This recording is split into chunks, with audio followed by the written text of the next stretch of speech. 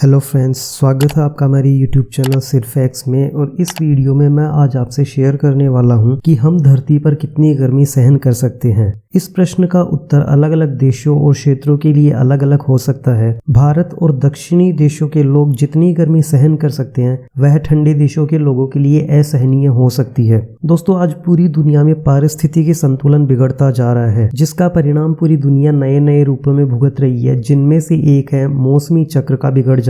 आज दुनिया के कई हिस्सों में गर्मी अपने रिकॉर्ड स्तर को पार कर गई है। अभी भारत के कई स्थानों पर तापमान 46 से 47 डिग्री सेल्सियस पहुंच गया है और इन दिनों अपने भारत के हिस्सों में जंगल में आग लगने और फैलने की खबरें भी आपने पढ़ी और सुनी होंगी। मध्य ऑस्ट्रेलिया में तापमान कई बार 50 डिग्री सेल्सियस से भी ज्यादा हो जाता है। अब तक धरती पर सबसे अधिक तापमान 57 डिग्री सेल्सियस रिकॉर्ड किया गया है और इतना तापमान कैलिफोर्निया की डेथ वैली में भी होता है। कुछ भौतिक वैज्ञानिकों ने ऐसे प्रयोग भी किए हैं कि मनुष्य का शरीर अधिकतम कितना तापमान सहन कर सकता है। शोध से ये पता लगाया गया कि नमी रहित हवा में शरीर को धीरे धीरे गर्म किया जाए तो ये पानी के उबाल बिंदु मतलब 100 डिग्री सेल्सियस से भी कहीं अधिक 160 डिग्री सेल्सियस तक का तापमान सहन कर सकता है। ऐसा ब्लैकडेन और चैंत्री नामक दो अंग्रेज वैज्ञानिकों ने प्रयोग करके दिखाया। इस प्रयोग के लिए वे ब्रेड बनाने वाली एक बेकरी में भट्टी जलाकर वहां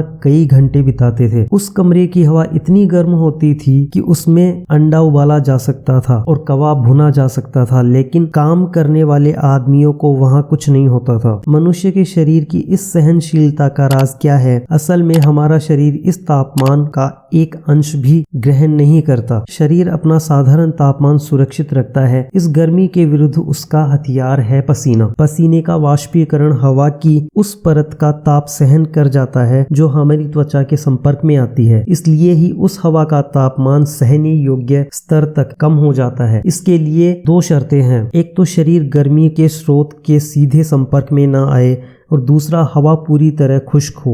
हवा की नमी हमारे शरीर की गर्मी सहन करने की क्षमता पर गहरा प्रभाव डालती है। हम मई जून के दौरान 42-43 डिग्री सेल्सियस के तापमान पर उतना असहज महसूस नहीं करते हैं जितना जुलाई अगस्त में इससे कहीं कम तापमान में करते हैं। मई जून में हवा खुश्क होती है और पसीने का वाष्पीकरण तेजी से होता है। जुलाई अगस्त में हवा में बहुत अधिक नमी होती है जिससे वाष्पीकरण की गति बहुत धीमी हो जाती है। होप सो अब आपको ये पता चल गया होगा कि मनुष्य अधिकतम कितनी गर्मी सहन कर सकता है। इस वीडियो में बताई गई जानकारी अगर आपको अच्छी लगी है तो वीडियो को लाइक एंड शेयर कर दीजिए। अगर आप मेरे इस चैनल को पहली बार विजिट कर रहे हो तो चैनल को सब्सक्राइब कर दीजिए और नोटिफिकेशन बेल आइकन को ऑल पर सेट कर दीजिए, जिससे कि आपको मेरे न्यू वीडियोस की नोटिफिकेशंस मिलती रहे। मेरे इस चैनल को सब्सक्राइब करने में आपको तो कुछ सेकेंड्स ही लगेंगे, लेकिन मेरा मोटिवेशन लाइफ टाइम के लिए बना रहेगा। इतनी मेहनत से वीडियो बनाने के बाद मैं आपसे इतनी उम्मीद तो कर सकता हूं कि आप इस चैनल को सब्सक्राइब जरूर करेंगे। मेरे प्रीवियस वीडियोस को देखने के लिए प्लेलिस्ट पर क्लिक करके जहां आपको कैटेगरी वाइज वीडियोस मिल जाएंगे। मेरे इस चैनल पर आपको ऐसी इंफॉर्मेटिव और साइंस एंड नेचर से रिलेटेड वीडियोस मिलती रहेंगी। तो मिलते हैं अगले वीडियो में, तब तक के लिए जय हिंद,